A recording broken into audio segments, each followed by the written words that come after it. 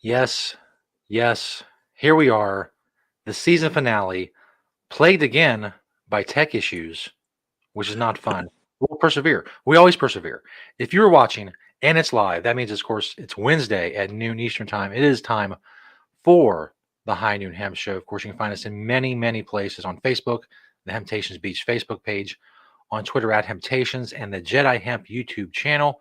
Podcast, you know the drill. Podbean, Google Play, iHeartRadio, Spotify. Seek and ye shall find and search the High Noon Hemp Show. I am Stoner Jesus. He is Beach, high above the Hemptations in Sharonville at the Hemp Quarters. Besides the massive tech issues to start the show, Beach, how are things this week in the world of Hemptations? Welcome, everyone, to the High Noon Hemp Show. Hey, a little different angle here, as you can see. My computer, for some reason, I changed nothing, and all of a sudden, my microphone doesn't work on my computer. I mean, I literally changed nothing. I don't even understand it. But here we are. I went to the iPad. I will not be able to watch the show on YouTube like I normally do. But we're going to get through this episode of the High Noon Hemp Show. That's right, the last episode of season 18. That's right. Crazy enough as it is.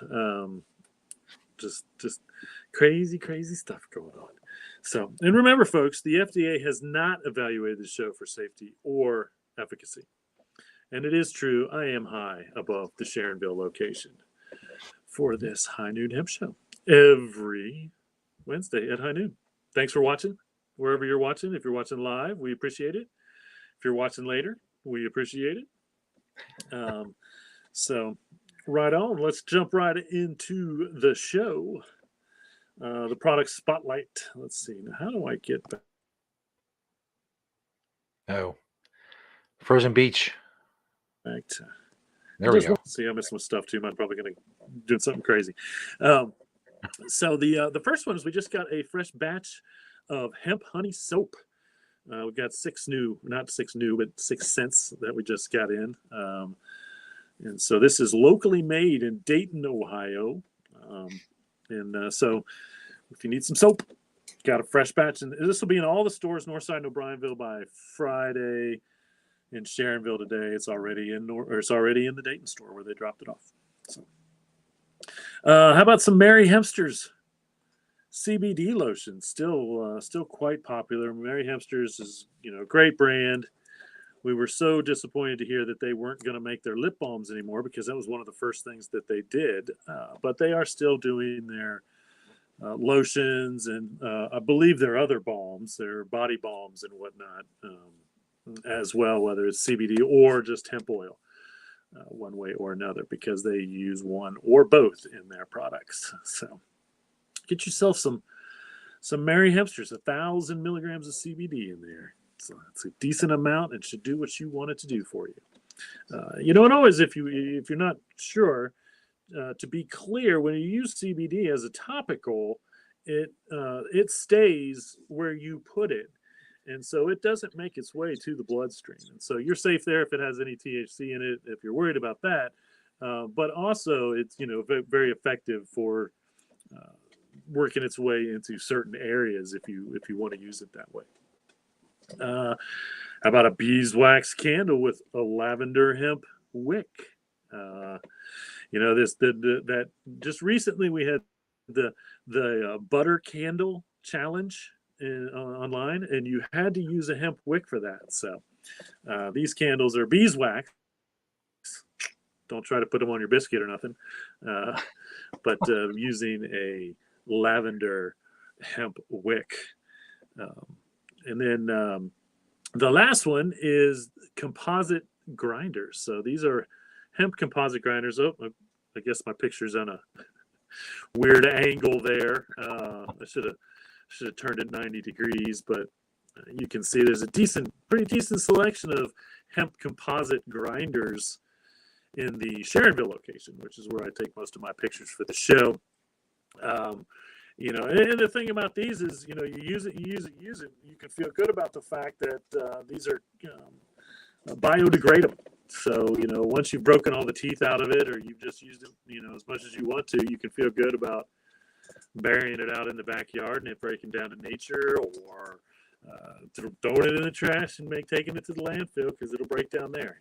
We don't like a lot of stuff going to landfill, but we don't mind it when that stuff breaks itself down, because I feel like that kind of helps with all the bad stuff in the landfill. I don't know if that's true or not, but we would like to think so, one way or another. So there you have it, 4 from the store. Now the one from my door, I've shown before, of course, because it's actually 3 separate hemp products. This is my Piccolo hemp guitar. Of course, the body's made of hemp, the head is made of hemp. If you look closely, you can see the pick that's in there. That is also made of hemp composite. And then the strap that holds it on to me when I hold on to it, which I don't do very often because I don't play, just so you know. Musically talented. Someday, I've always said that someday I sit down and write myself a little hemp song on my hemp guitar, but I don't think it would be that good. And it sure won't be any crazy picking or nothing, I don't think. Unless I really, dedicate my time to it, which I could do. I have all kinds of it these days, it seems like. Well, not these days, because these days I've got quite a bit going on. But soon enough, I should have some time where I might be able to sit down and play my Piccolo hemp guitar. So, just a little bit bigger than a ukulele is what that is. So just so you know, for reference, it's a ukulele would be just slightly smaller than this little piccolo. It's called a piccolo guitar. So, good stuff indeed. All right, so now, And for those of you watching and or listening, I know that Beach has developed a little bit of static in his audio. Why that is, I don't know. I've given up trying to figure out any kind of tech issues or what's going on with anything with this connection. Like I said last week or the week before, it was so many weeks we went without just any problems at all.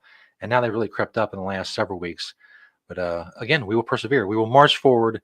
That's what we do every Wednesday at noon Eastern time. And of course, we bring you a noon Eastern time every Wednesday.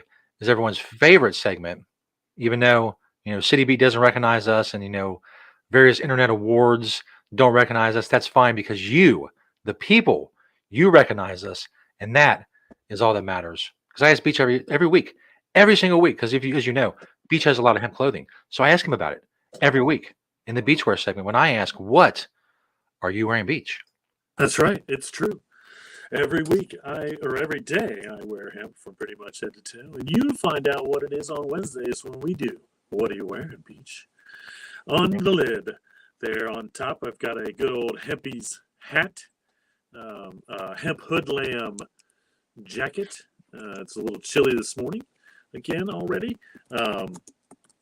The t-shirt is a Hemptations University, and I'm not positive. It's one of those t-shirts that I'm not positive where it came from so many years ago. But it is hemp. I promise you that. Hempy's belt, holding up those Kentucky Hemp Outfitters jeans. As you can see in my pocket there, I've got my Green Springs Technology pen, as I carry it with me everywhere. A pair of I Love Bad briefs underneath it all. And then a pair of Canaleaf Satori socks with my Saucony Jazz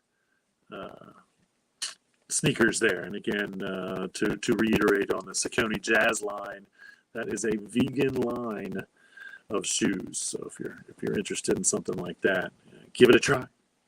And now you know, what are you wearing, Beach? I'm gonna do something, and I don't know if I should, but I'm gonna plug in my headphones real quick, just see what happens. See if we can still hear me, if we can get a little better mic situation. Can you still hear me? I can. The voice is different, Okay. but yes, it's probably because it should hopefully be a little clearer. There's a little bit of static in the background. I'm not sure what that is, but it only happens like when you speak, you can hear it with it. But then when there's no sound at all. But whenever you say something, there's a little bit of static behind it. Crazy. Who knows? Yeah. Oh well. Idea. Who knows what that is? For sure. So, All right, well, let's hop on to some news. We don't really have a whole lot. It's kind of a slow day today, I will have to say, in the hemp world. Although the USDA did release their numbers, so to speak, from 2022, I believe. I think I sent over. Hopefully that got there. If it didn't, there it is. Yep. So here's the 22 acres. Now, what we have learned is that if you look over there, the decrease in growing was almost 50%. Now it's kind of interesting because we don't have Texas's numbers, and I know Texas grows industrial hemp. I know Texas grew industrial hemp in 2022, so I don't understand, why we don't have some of these numbers in some of these states. That's for sure, and I assume they're taking that into account. That when they say we're down 50%, that they're somehow still counting those numbers, even though we don't have them in this chart. So, I don't really know, what that really means. And I really feel like some of this acreage seems so ridiculously low. Even in Kentucky, 1,400 acres seems like really low. I mean, I feel like they were growing, 8,000 acres not too long ago, and I realized that, since definitely from 21, we saw this decrease. We'll see what kind of decrease we see this year, or if the numbers just kind of hold. 2018, 2019, 2020, those were kind of the boom years. I think even in 2020, we may have started to see that kind of decline as we start to see things straighten out. What hopefully we see is, again, what we're seeing is a decline in CBD growth for the most part. Because more and more farmers are growing for grain or growing for fiber, but less and less farmers are growing for CBD or CBG or CBN or any of those, for the flower, I should say. So a lot of that decrease is definitely the flower industry.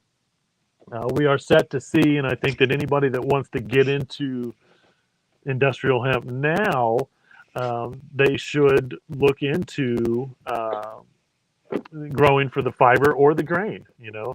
I recommend grain because you're talking food right out of the gate.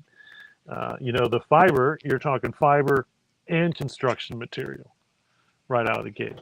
So, we saw the boom, the industrial hemp boom with the CBD happen. Now we really need, we're not to the boom for fiber.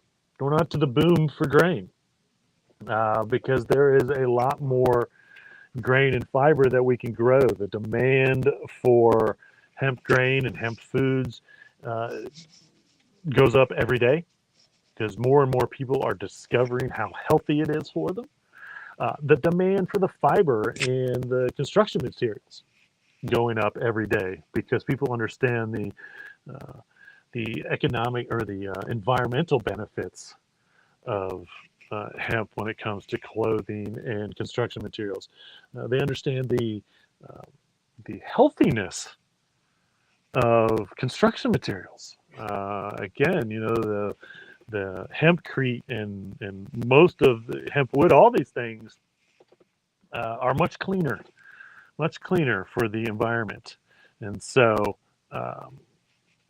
it's a good thing one way or another that we're seeing that increase. It's a bad thing. Obviously, we're seeing the decrease in numbers because it makes it look like the whole industry is going down. But it's really just the CBD part of the industry that's going down when it comes to farming here in the United States because we have reached that. And the thing is, we may see another CBD boom if the FDA makes CBD GRAS, generally regarded as safe. As I mentioned last week, there is now a congressional committee looking into the FDA and their decisions to not make a decision on the FDA or on CBD. And so, I've been talking about this for a while, the longer the FDA waits, the longer that the big names are going to get into it. You know, PepsiCo is not going to come out with CBD drinks until the FDA says that it's safe. Coca-Cola, you know, the drink makers, the big drink makers, the big food makers. You know, we're not going to see Lay's hemp tortilla chips until the FDA makes hemp grass. Now, does that mean they can't use it in food? No, it doesn't. It just means, and if they use just, I'm sorry, CBD, not hemp, we can put, Lay's should put hemp in their chips. I don't know, you know, what's holding them up for things like that. But when it comes to CBD and putting that in foods and whatnot, we're going to see the big companies doing it, which is, you know, fine with me because guess what?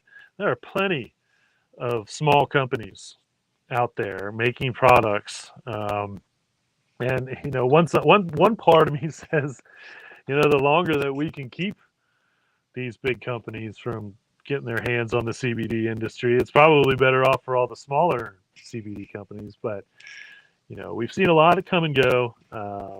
You know, and now we're kind of on the. I think those are going to make it are going to make it, and those that aren't type. You know, when it comes to it. And so, you know, we have our own line of temptation stuff. I have not taken it to the world, but we sell a lot of it in the stores. You know, there's a huge demand for our tincture and our gummies. You know, I see it when I'm in the store. You know, there's not a day goes by we don't sell, you know, a handful of those products because it does for people what they want it to do. And then we have new customers come in every day that are still asking about it. And, you know, can it help me? Can it help my dog? Blah, blah, blah. So, you know, I think the numbers, you know, I think there's plenty of CBD still out there. And so I definitely think we'll probably be seeing less CBD grown again this year. But, you know, hopefully, again, we'll see that increase in fiber or that increase in grain growth, you know, for the foods. And I do want to preface um, Lay's could make hemp chips right now, and there's no problem with that because the FDA has hemp grain is FDA approved. It has nutritional facts. You can put on the label those nutritional facts if you put hemp in your food. And so, and you know, I'm almost kind of surprised, and I don't know if the CBD not making a something on or the FDA not making a judgment on CBD has something to do with it. But I really, at this point, can't figure out why most of the major brands have not started adding a hemp selection for their foods. You know, where applicable. You know, again, everything from oatmeal to chips. I've seen it all. Cookies, all kinds of food can be made with hemp, and it's highly nutritional. And this is the thing that really surprises me about the food industry is that they're not getting behind this highly nutritional food. Um, you know, after almost 5 years now of not having hemp on the controlled substance list in the United States, you would think, and you know, part of why they may stay away from it is because of their international market.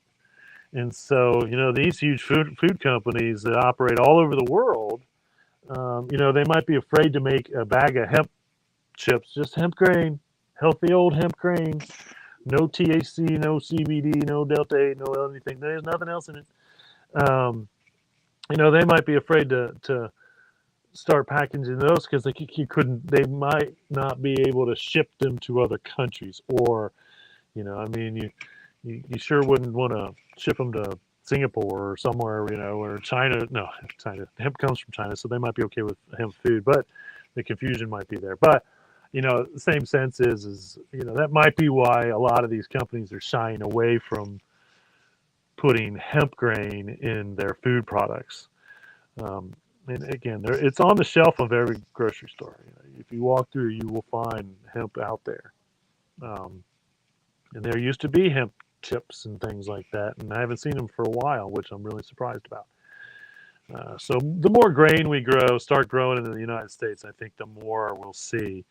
You know, it takes somebody committing to growing a lot of grain, And hopefully Frito-Lay or somebody would make a contract and say, hey, we want to make a line of hemp chips. We need 5,000 acres worth of hemp grain to supply to make this and make the world or whatever. And so, once again, so much healthier. Anybody that's using soy in a food product should consider seeing if they could use hemp in that same product, because it's so much better for a farming crop. When grown for grain or fiber, hemp requires no herbicides or pesticides. Okay. 90% of the soy grown in the world, if it's not organic, is controlled by one company. They sell you the seed, they sell you the chemicals. Blech. Blech. That's funny because I was reading an article, and the article was talking about how in the 80s they were spraying the Roundup to get rid of the ditchweed to grow the soy. Which I definitely, all these soy in Kentucky and Wisconsin, stuff like that, I can see it because ditchweed is still prevalent out there. And if you don't know, ditchweed is basically how we describe industrial hemp that was left over from before it was made illegal in 1937. It still grows, pops up literally in the ditches from where the seeds may have blown in there years and years ago. And, they're not growing hemp in the fields anymore, but the hemp still comes back every year. And, we were fully aware of this growing up in Kentucky. Everybody knew about ditchweed. Smelled like marijuana, tasted like marijuana, but it didn't get you high. And the reason it didn't get you high is because it was industrial hemp. Yeah. And so, this is huge in a lot of places in America where industrial hemp was grown in big numbers. Anywhere that hemp was grown in big numbers before 1937, ditchweed exists. Ditchweed existed. And again, it's such a hardy plant that, it's very difficult to eradicate it totally. It'd probably be considered invasive. But once we can legally grow it everywhere and everybody's growing it, all of a sudden hemp will be an invasive plant because it pops up out of the ground so quickly and really gets going. The only thing that's bad for it is too much moisture early. And as long as it doesn't get too much moisture early, it will be healthy and it will grow and do its thing. Once again, one of the great things about hemp as an agricultural plant, one way or another. Well, I don't know who these two are, but Steph Shep and Sammy Miro released the Eternal Earth Collection, and they're using organic hemp, French terry cloth, and tinsel as the material. And so, here's a decent picture of this stuff. It's kind of interesting. And so, but again, this is the Eternal Earth Collection from Steph Shep and Sammy Miro, and it's all hemp terry cloth stuff. So it really kind of looks like, some of it kind of looks like workout gear in a sense, and then I'm not really sure about those forearm gloves she's got on there. I guess that's a fashionable thing, one way or another. But one way it's good. They're promoting hemp one way or another, and that's what we're looking for in the world, especially the fiber part of it. Anytime we can replace cotton or any type of synthetic material with hemp, we should. It's the right thing to do for the planet, to be honest with you, just right out of the gate. And it's the right thing to do for your skin. It's the right thing to do for nature, your body, everything. The amount of chemicals in the process of making a cotton anything is insane. The amount of chemicals needed. And then, everything else is made synthetically. So you're, drilling for oil and then turning that into clothing, which then produces nanoplastics that get into the waterway and the air and everything. It may last forever, which is a good thing until you throw it in the landfill or you're done with it, because then it still lasts forever. And so, this has always been the goal. If we could replace, at this point, I'd just like to replace like 80% of the clothing on the planet with hemp would be a great goal. If we replaced 80% of the clothing on the planet with hemp, again, we would see vast returns on the soil in this world. And 5-10 years, it would probably be an amazing turnaround in the health of soil, no matter where you were doing what. And then of course, you're drilling for less oil, which we're going to run out of anyway. So, we can stop making all that synthetic clothes. You get it for some stuff, I am not a 100% against anything. I realize that everything has its right to exist. But I do believe if it can be replaced by hemp, it should. It's just that, again, that's just the right thing to do. No matter what industry you're in, you should be looking at that.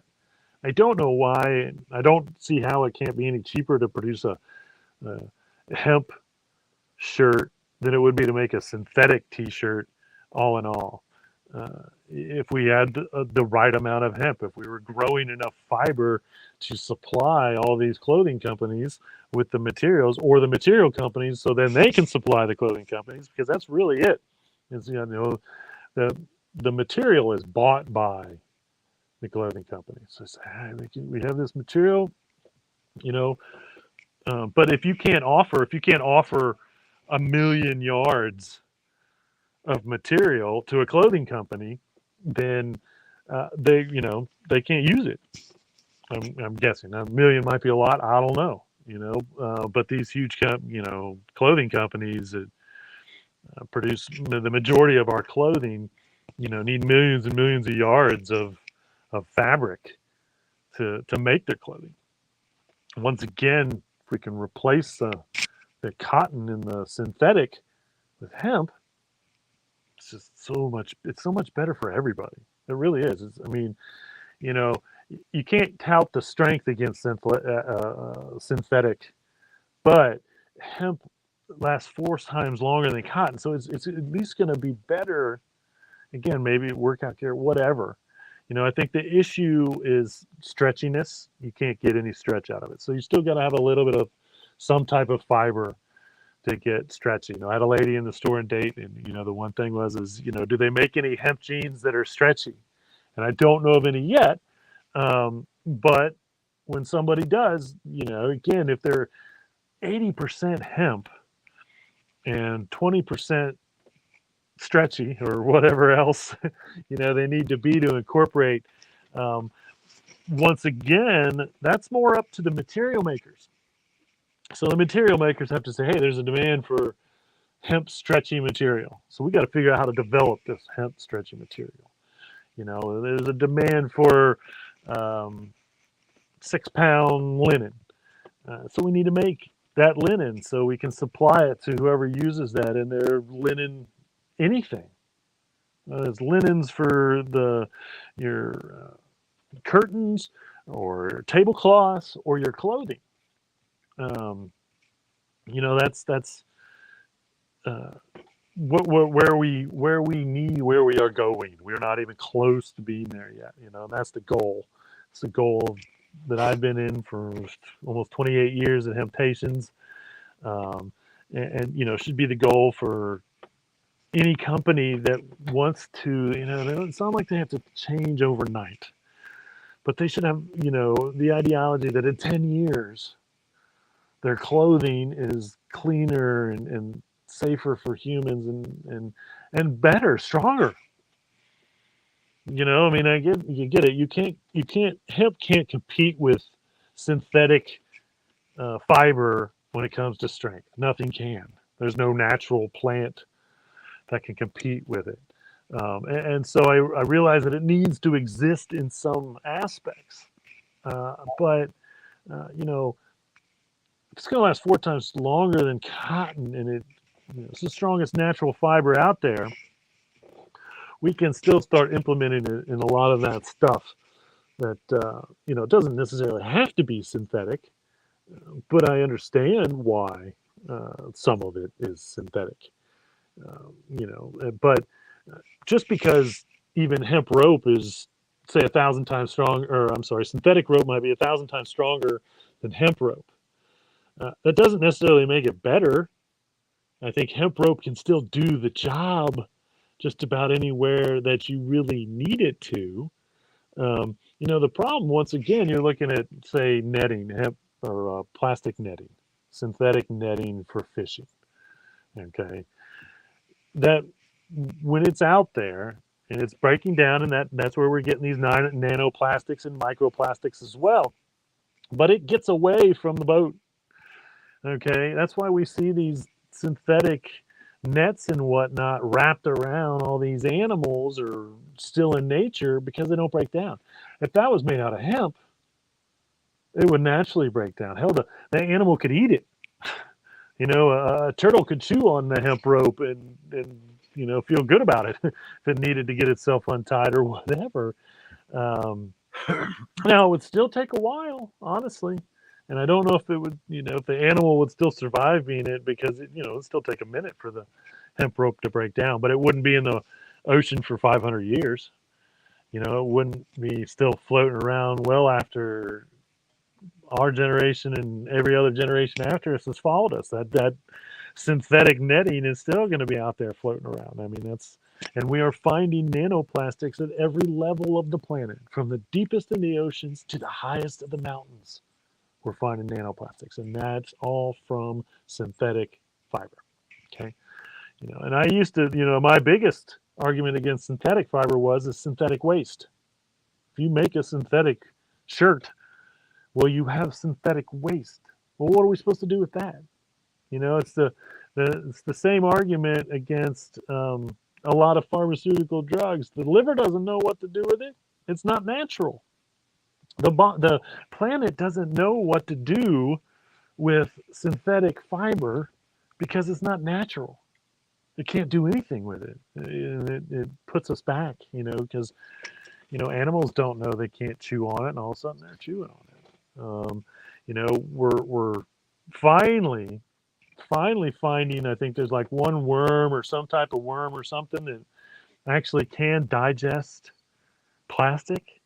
So I think that's the next, going to be the next wave of getting rid of plastic, is develop on all these animals. These animal species that can digest plastic so they can break it down quicker, so it's not sitting in landfills for 500 years. I don't know. But why go through any of that? Just make your clothing out of hemp. It's pretty simple. Make your material out of hemp. And once again, China right now, they've developed probably 60 to 70% of hemp fiber, hemp materials, blends, I should say, that are out there. Europe is, Europe and Russia are probably the rest.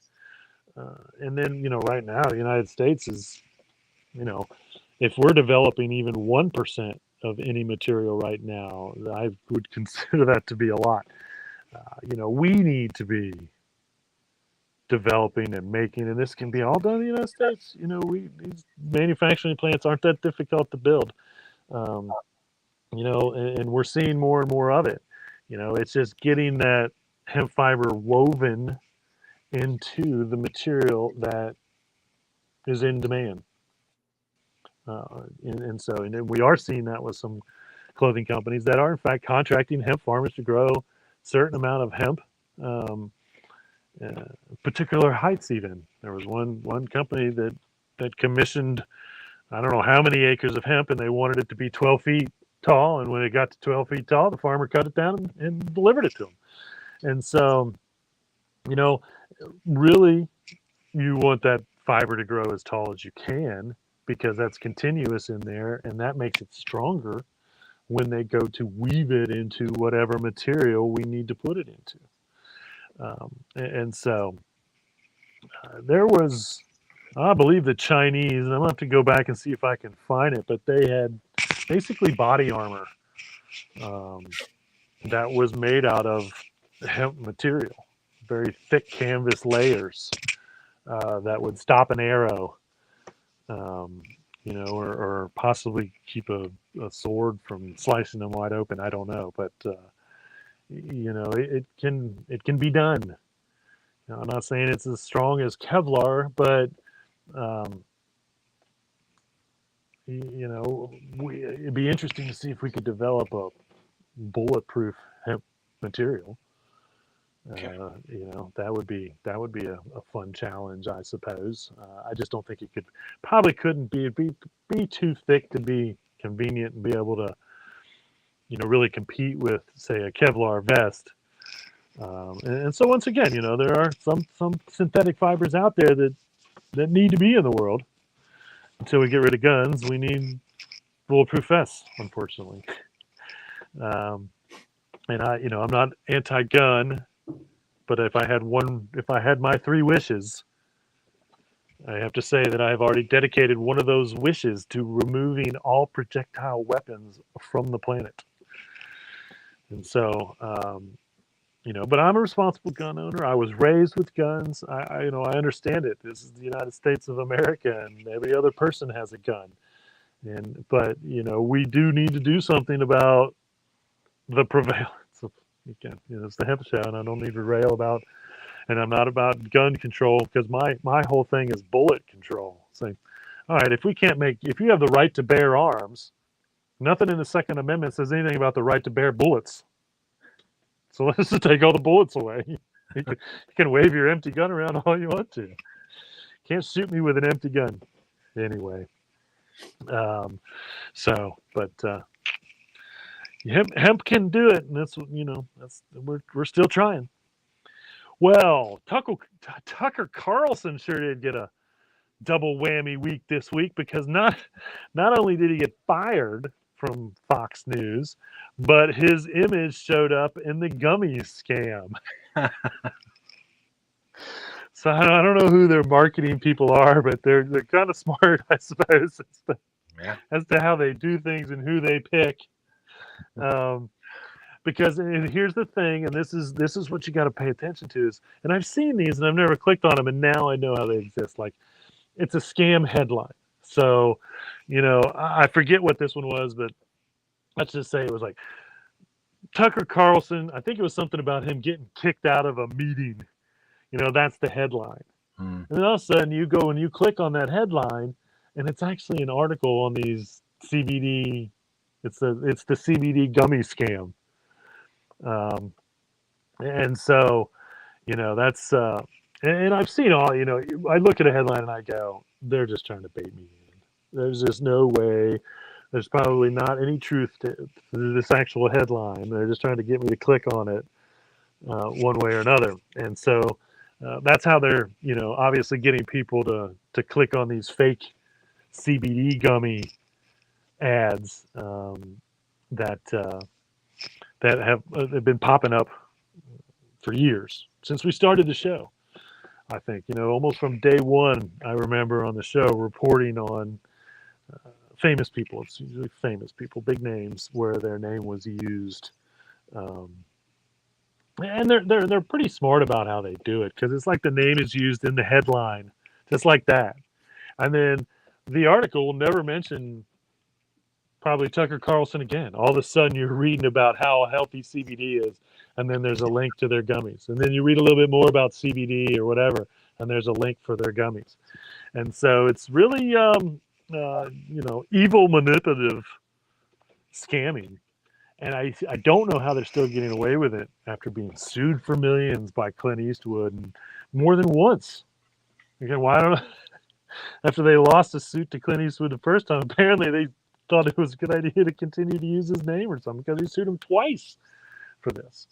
And everybody, there's been 20, 30, 40 different probably names over the last 3 years that have been a part of this scam for CBD gummies. And I don't know if the gummies really have CBD in them or not.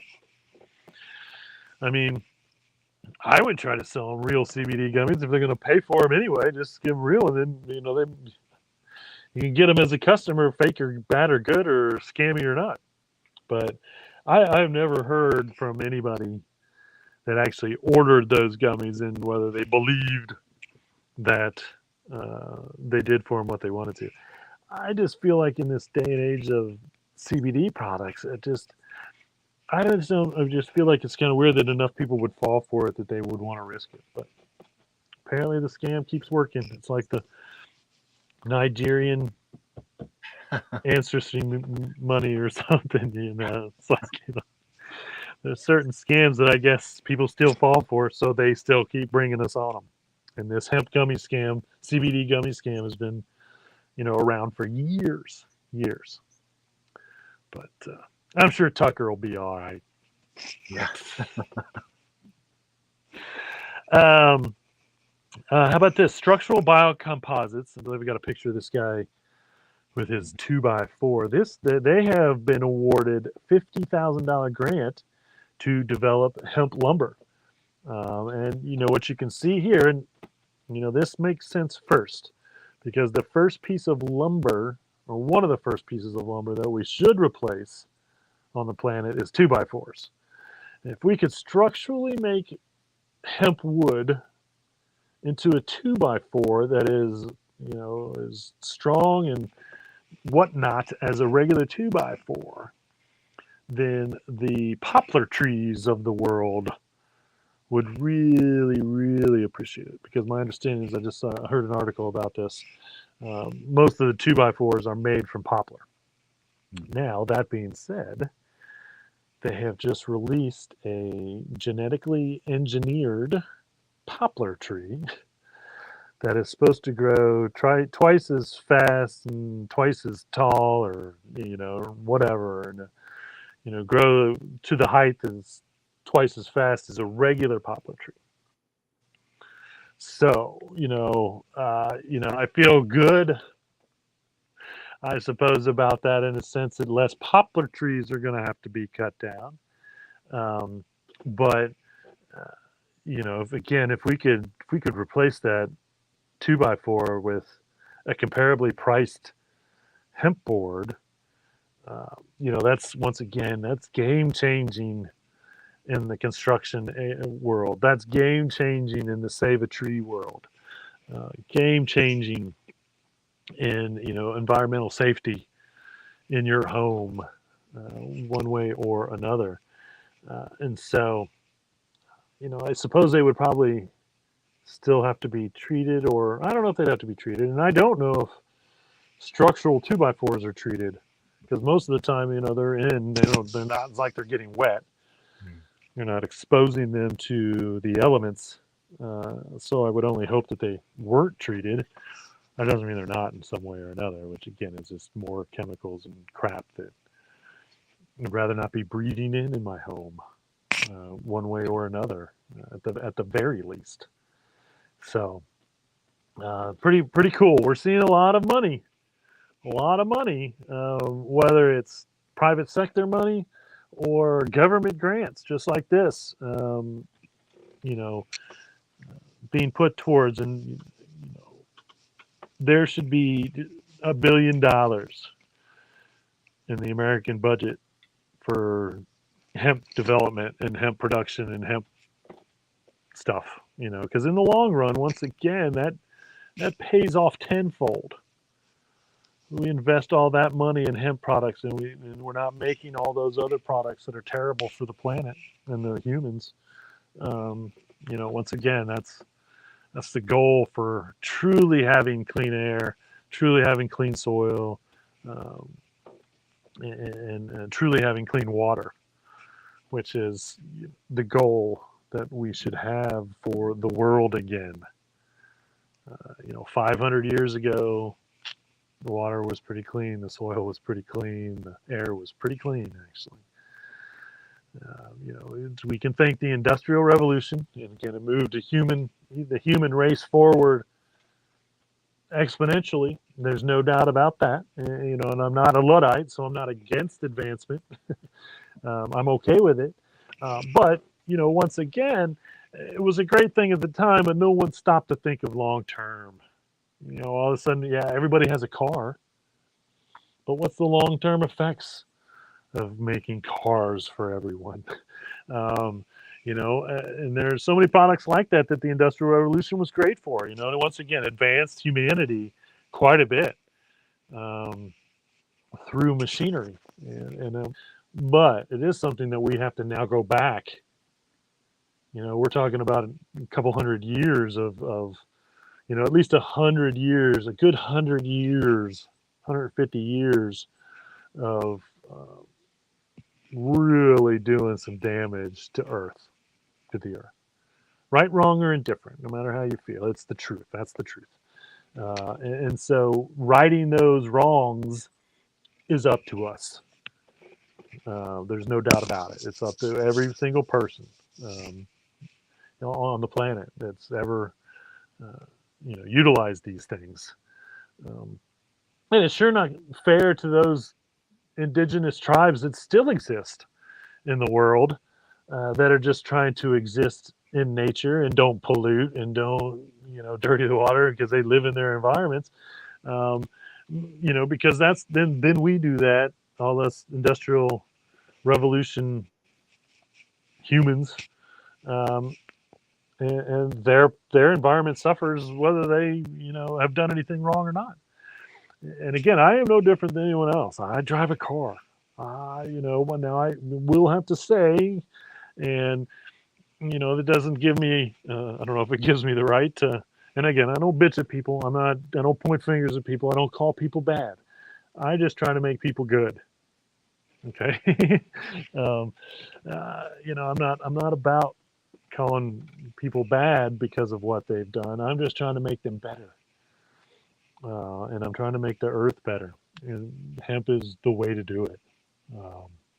And we're not even close to getting there yet. So, we have to continue down the path that we are and correcting all the mistakes that we have made.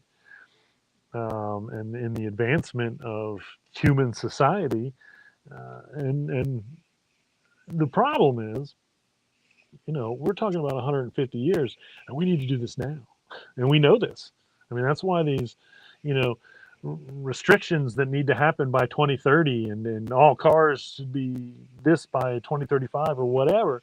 That's why, because we know we can no longer just hem and haw about saving the planet, which we've been doing for 50 years. I mean, the first Earth Day was 53 years ago. And we're just now, honestly, in the 21st century, really realizing worldwide that we all need to get committed to the goal of re-cleaning the planet. We made it dirty. We need to clean it up. Pure and simple. I mean, there's just no other way to put it. We are responsible. We need to be responsible. And that's what sent me down the hemp path. And, I can only hope that, all the people that I hopefully have converted into to hemp lovers, and of course most of them were probably environmentalists anyway. They were on that path, and then all of a sudden they're enlightened about this and like, wow. I mean, I can do so much more for the planet by supporting this one plant than I can by just about all the other actions in the world. And so, you can still drive. You could use hemp oil in your diesel vehicle if we got to that. If we needed to get to that point. Of course, we're phasing out diesel and we're phasing out combustible engines to begin with. But hemp has such a high flash point that it is combustible and it can run a combustible engine. And then, once again, we're talking about cleaner fumes, I believe, one way or another. If we wanted to go that route, now I think I think that we're just kind of going toward the electric route at this point, and hopefully most vehicles will be electric. But we still have to fuel those coal-burning electric plants to provide that electric. And although we're not, there's no emissions to electric vehicles, which are great, we are still using petrochemicals to make those vehicles run, or coal, or whatever you want to look at. Again, why most energy companies don't buy 1 million acres in the middle of nowhere and just throw up a big old solar farm I don't know. To me, it just seems ridiculous that, sub-Sahara America, out, the deserts of America, and one of the books that I have written in my head, that's a big part of it. Is there is a basically what is called the solar state. So there is such a, I mean, there was nothing there to kill for the most part. It's just desert wasteland. And we just put solar up and collect that free energy all day long. Most ironic part of that is I do believe if we did that, then we could almost grow forests in or underneath, and change that desert to uh, somewhat more, I don't know, nicer. I don't want to say nicer. Um, usable, more usable soil, land. I don't know. You know, but that vision for me, and again, every house built, if the study shows that it's at least slightly viable, just a little viable, you got enough sunny days wherever you live, every construction should be solar panels. We're seeing a lot more wind energy go up, which is great. Wind farms are great source for free energy, so to speak. And so, that's the goal is, make energy from nature, make the products from nature, and all of a sudden the earth is back to being natural.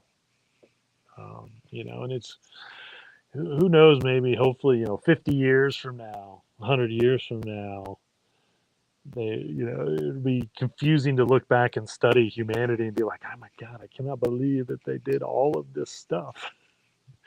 And they didn't have to. Really, I mean, all this, the hemp has been around for thousands and thousands, 2.8 million years, 28 million years, 28 or 2.8. I think it's 28 million years. So they traced it back. And so, and again, humanity's been using it for thousands. Oldest piece of hemp fiber is 10,000 years old. There is recorded history of food in India, China, 5,000 years ago. And so, we know the world, humanity is, again, hemp could have helped evolve that humanity. And then all of a sudden, petrochemicals, oil comes along, metal comes along. We start developing these things, and then we go hog wild with it without considering for 1 minute the destruction. Landfills come along in the early 1900s, and then all of a sudden, we're starting a disposable, because people didn't live like that. They used everything that they had. They reused and used. There was no real trash, and so everybody had a place to go for it. Then all of a sudden, a truck will come pick up my crap. Well, I'll just throw out anything and everything. Well, who cares? I don't have to think about it again. Bye bye. And so, I really think that has played a huge part in what we've done to the planet as well. So that all started with hemp lumber, by the way, folks. I do believe that I have showed the node shape tape before. I think I sent a picture of this over there, but it looks like they're actually expanding their selection. And so, this is, instead of bras, this is actually tape meant to hold the breast kind of in place, cover them up a little bit, or however you want to do that. And again, this is there. It's made out of hemp, and so it's environmentally friendly. I believe they're multi-use, for that matter, as well. Or you basically buy like a roll of this tape, and then you can use it in any way that you want here, depending on how you need to or want to, as opposed to having to wear a bra, which again, invented by a man, and in my opinion, has no real purpose for women. And we've definitely seen women go back to, not being beholden to this garment that, there's no health benefit or anything. Again, it's more of a societal thing. Almost a moral thing for women to wear bras as opposed to a health thing or even a comfort thing. Women don't wear bras because they're comfortable, and so, uh, you know, I know breast tape is something that's making its way into the market for anyone to use. I don't say women have to use; men can use it too.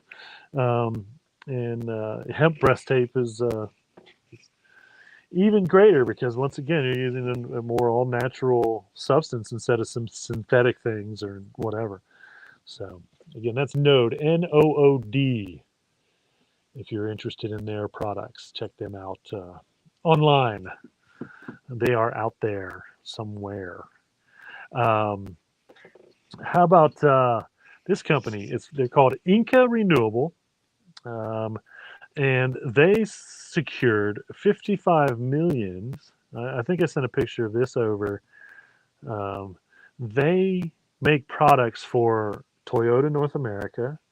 They make products for Winnebago, hemp products, and another big company called Grit, but I'm not sure about them. So here's a little picture, I think, of all the stuff they do, including, and I haven't seen them yet.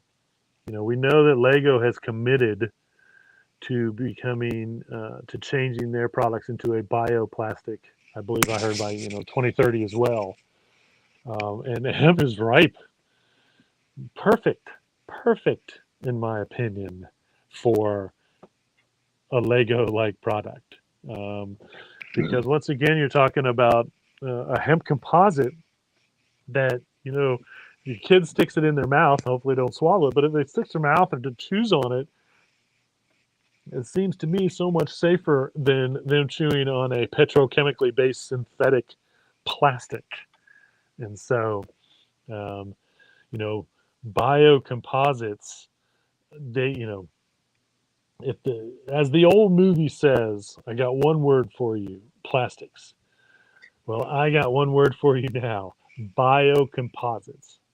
It's hyphenated, I think, but I still think it's one word. Um, but biocomposites, that's the next plastics because they can replace plastic. We can replace at a fair amount 60 to 70% of all the plastic in the world with hemp. And so, why we aren't doing it sooner is probably because there's just still not enough hemp yet. But there are plenty of places, plenty of companies that are, they're convinced that hemp biocomposite is better than plastic. So, good job, Inca, INCA. I don't know what that stands for. It's all capitalized, so I don't know if that's a abbreviation for something or not. But that's pretty neat. I'm gonna have to check out and see if I can find out what Toyota is actually doing, what they're making from hemp composite, for sure. And I have to go back and look. I found an old picture of the Eco Elise is one of the first cars I used to show about 20 years ago. And I found an old picture of the interior, and I never showed this when I showed the Eco Elise because part of the body is made out of hemp composite, but they actually used hemp material in the seats and whatnot as well when they made the Eco Elise back in the day. I don't know that they still make. I don't know that the Eco Elise is still a Lotus that you can buy. But I'll find that picture and show it to everybody soon enough as well. Article 30 best eco-friendly swimwear. 30. They had 30. Number one was Natasha Tonic made out of hemp. There was quite a bit of interesting natural or better, I suppose. Not. And again, I was really surprised that this was the only. I went through the whole list. The only bathing suit company that was on this list that was using hemp. But again, we're seeing more and more of this natural use. Once again, of the fiber, it makes total sense to use hemp. So that's Natasha Tonic. If you want to go get yourself some hemp, eco-friendly hemp swimwear. So, all right. Well, that's all the news that I have for you. Not really too many events coming up.